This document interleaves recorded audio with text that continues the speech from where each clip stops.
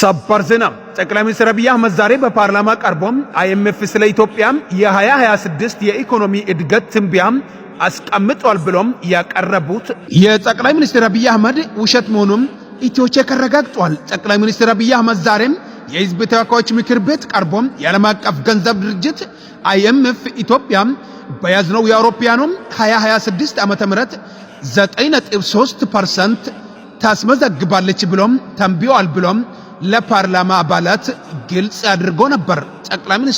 ጠቅላይ ሚኒስትር አብይ አህመድ የዘንድሮው በጀት ዓመት የ6 ወር አፈጻጸም ሪፖርት ባቀረቡበት ውሎም በያዝነው የፈረንጆቹ ዓመት ኢትዮጵያ 10% እድገት እንደሚኖራት መንግስታቸው እንደ ተንብያ ያቀረቡት ሲሆን እንደ ጠቅላዩ ገለጻ የኛ ኦሪጂናል እቅድ 9.2% ነው።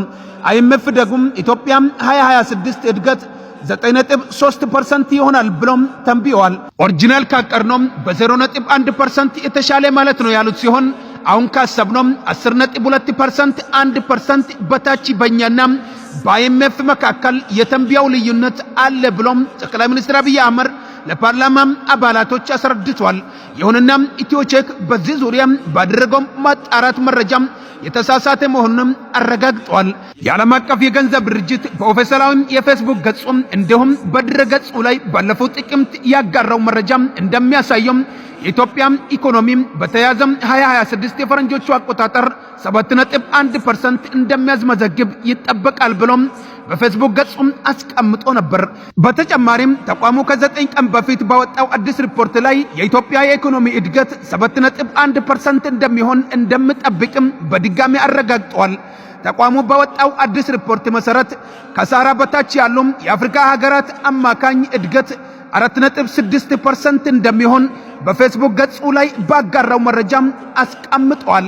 የመንግስት መረጃዎች ለህዝብ ሲቀርቡም ትክክለኛ ካልሆኑም በህብረተሰብ ዘንድ ግርታን ሊፈጥር ስለሚችል ጥንቃቄ ይሻሉ በማለት ኢትዮቼክ አስቀምጧል።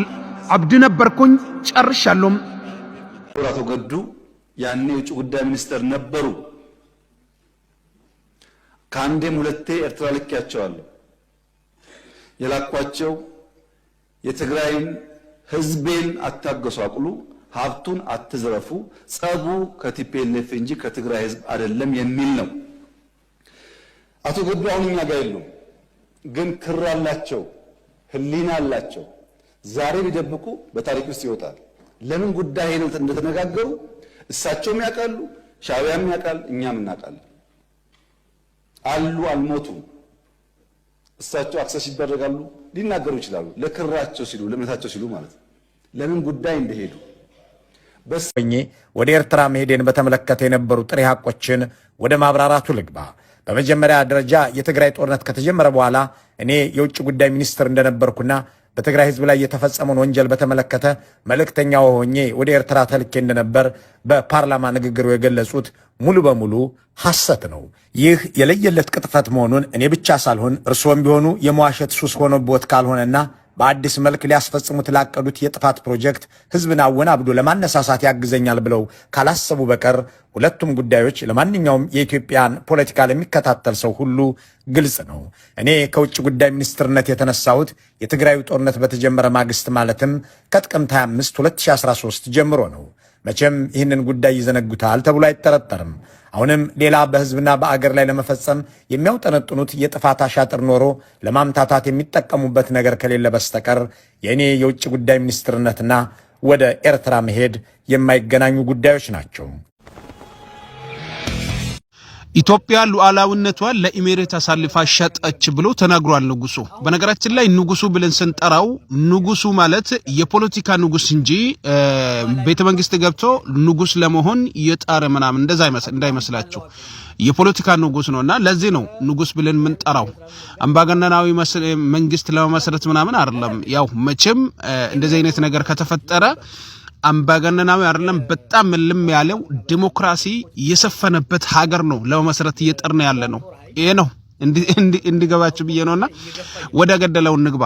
አሁን ከዚህ በፊትም ብዙ ነገር ጽፎ ነበር ጀዋር ኢትዮጵያ ውስጥ ኢሚሬት ምን አይነት ደንታ እንዳላት ብዙ ነገር አስቀምጦ ነበር በጽሁፉ ማለት ነው። እኛም ዘግበን ነበር።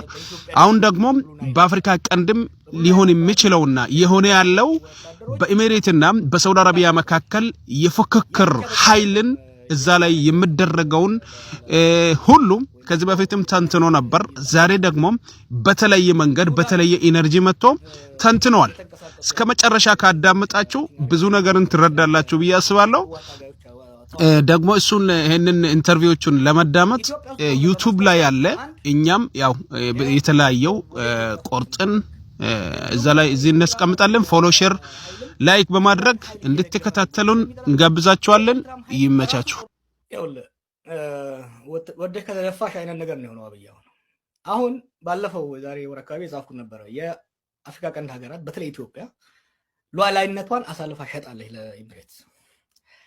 አብይ አሁን ባለው አቅምና ባለው ቁመና ከትግራይ ኃይሎችም ከኤርትራ ጋር የመዋጋት ቁመና የለውም፣ ፍላጎቱም የለውም። ነገር ግን ኤሚሬት ጦርነቱን ትፈልገዋለች። ለምን በለኝ በሳውዲ ድጋፍና በሌሎች በቱርኮች ድጋፍ በግብጾች ድጋፍ የሱዳን ጦር ኃይል በሳውት ኮርዶፋን ላይ እየገፋ እየመጣ ነው። ያንን ዲፍሌክት ለማድረግ ያንን ለማስቀየስ የሸማቂ ኃይሉ ወይ ደግሞ የአማጺ ኃይሉ የአርኤስኤፍ የሐመቲ ጦር ደግሞ ጫና መፍጠር መቻል አለበት በኢትዮጵያ ድንበር በብሉ ናይል አካባቢ በኢትዮጵያ ውስጥ የሰጠው ወታደሮች ጥቃት ከፍተዋል። ያ ብቻ በቂ አይደለም። የአርኤስኤፍን ጦር ለማትረፍ ወይም ደግሞ የበላይነት እንዲይዝ ለማስቻል ሱዳን ውስጥ እየተንቀሳቀሱ ያሉ ከዚህ በፊት አይ ቲንክ አርሚ 70 ነው የሚባሉ መሰለኝ የህወሓት ተዋጊዎች አሉ። ኢትዮጵያ ውስጥ ጦርነት በማስከፈት አንድ የህወሓት ጦር ወደ ኢትዮጵያ ፎከስ እንዲያደርግ እንዲሁም ደግሞ የኤርትራ ኃይልም የሱዳን ኃይል እየደገፈ ነው ብሎ ስለሚጠረጥሩ የኤርትራም ኃይል በራሱ ጦርነት ተጠምዶ ከሱዳን እጁን እንዲያወጣ ይፈልጋል ኤሚሬት። ኤርሚያስ ለገሰም አብይን ከመደገፉ በፊት 95 ውሸቶችን ለቃቅሞ አስቀምጦ ነበር። በእንትኑ ማለት ነው በቡኩ ያስቀምጦ ነበር። ግን ምንድነው እሱም መደገፍ ከጀመረ በኋላ ከተከፈለለት በኋላ ማለት ነው አብይም ውሸቱን ቀጥሏል። እሱም ከአብይ የተማሪውንም ውሸት ጥሩ ስራ እንደሆነ አይቶ ቆሜ ከሚቀር ዋሽቼም ሰዎችን የሰዎችን ስም አጥፍቼም በቃ አይኖራለሁ ስለሚከፈልልኝ ብሎም በብልጽግና ዘመን ውሸት ማስመሰል ህዝብ ላይ መጥፎ ነገር መጥፎ ድርጊት ማድረግ ህዝብን ማግደል ህዝብን ማንቋሸሽ ህዝብን እርስ በርሳቸው እንዲገዳደሉ ማድረግ በጣም እንደ ጥሩ ስራ ተደርጎ ስለሚቆጠር ያው እሱም ጀመረ ማለት ነው። በነገራችን ላይ ኤርሚያስ ለገሰ ማለት ከኢትዮ 360 ይወጣበት ምክንያት እንደ አሁን አንተ የምታደርገውን ውሸቶች የምትቀነባበረውን ውሸቶች የምታደርገውን ውሸቶች ለብልጽግና እንጂ ለኛ አጠቅመም ተብሎ ተባረዋል። ከዛ ማለት ነው ከፋኖ መንደር። ስለዚህ ወደ ብልጽግና የመጣበት ምክንያት ህዝብን መንቋሻሽ ምሁራኖችን እንደ ጀዋር በነገራችን ላይ ኤርሚያስ ለገሰም የተቀጠለው ጀዋሪን የማስደብ ጀዋሪን የመንቋሻሽ ጀዋሪን ከህዝብ ጋር የማጣላት የማጣልሸት ስራም ተሰጥቶት ነው። 95 የዶክተር አብይ ውሸቶች አለኝ 95 መቶ ሲሞላ ነው የተቦከለ ያው ግትልትል ውሸት ዛሬ የተናገረው ነገ የማይደግም ሰልፍለስ የአባይ ግድብን የሚገድብ ሰው በጠራራ ፀሐይ መድፋት ነው እንዴ ሰልፍለስ? ኢንጂነር ስመኘው መድፋት ነው ሰልፍለስ? ከሻቢያ ጋር ተባብሮ የኢታማዦር ሹም መድፋት መግደል ነው ሰልፍለስ? አገር መውደድ እንትን ማለት ሴራ ጠንስሶ አማራ ክልል እነ ዶክተር አምባቸውን መድፋት ነው የአገር ታማኝ መሆን? አፍራለሁ። በጣም ነው ማፍረው። እና ዶክተር አብይ እስካለ ድረስ አይኖ ኤጀንቶች አሉት። ኤጀንቶቹ እንደዚህ ነው መጥተው የሚከራከሩለት። ግን ኢትዮጵያ ለመኖሯን ጉዳይ ያጠራጥረኛል። ፋይናል መኖሯን ነው ያጠራጥረኛል። እስከዛ ድረስ ነው ወጫዋም አይደለም ታማኝም አይደለም ባላደራም አይደለም ሰልፍለስም አይደለም። የነዚህ ተቃራኒዎች ጄኖሳይደር ከዳተኛ ክህደት የሚፈጽም ባንዳ የጠላት ጦር አንጥቶ አገር ያጠፋ የኢትዮጵያ ሬዚጂዋል ያው ምናልባት ስክራፕ ቫልዩ ባሰላ እንኳን ምን ስንት ስክራፕ ቫልዩ እንደሚኖረው ማላቀው የኢህአዴግ ዝቃጭ በነገራችን ኢህአዴግ ተጨንቆ የዝቃጩ ማለት አብይ አህመድ ማለት